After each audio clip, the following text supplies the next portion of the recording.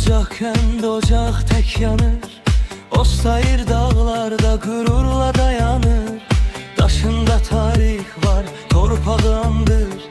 Bu yurt qəhrəmanlar yetiştiren kandır.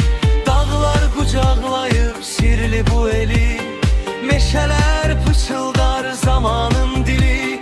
Şelale nəğmədir, kəhriz yaddaşdır. Her bulaq başında yiğit ruhu var. Yaylaqlar ucalıq, səma maviyan. Bu torpaq mərdlərə beşikdi, vətəndir. Qayalar sinə gələr tufan zamana. Ostayır əyilməz heç bir sınağa. Yaylaqlar ucalıq, səma maviyan. Bu torpaq mərdlərə beşikdi, vətəndir. Qayalar sinə gələr tufan zamana. Ostayır əyilməz heç bir sınağa.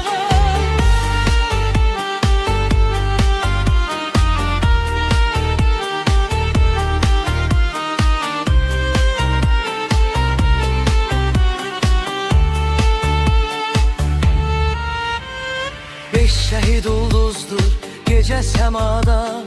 14 gazi gurur vətən adında. 100'den çok döyüşçü canlı tarihtir. Bu kendin her oğlu bir dastan, bir sirdir. Qarabağ uğrunda səngər arkası. Əllərdə çörəkdi, ürəkdə səsi. Arxa cəbhədə də durmuşdu siper. Ostayır vətənə verirdi nəfəs. Yaylaqlar ucalıq, səma maviyan. Bu torpaq mərdlərə beşikdi, vətəndir. Qayalar sinə gələr tufan zamana. Ostayır əyilməz heç bir sınava. Yaylaqlar ucalıq, səma maviyan. Bu torpaq mərdlərə beşikdi, vətəndir. Qayalar sinə gələr tufan zamana. Ostayır əyilməz heç bir sınağa. Ey doğma diyarım, dağların şahı. Gururun, geyretin, nesirlik tağı. Adın yaşadıkça yaşar bu vətən. Ocakken dostayır müqəddəs məskən.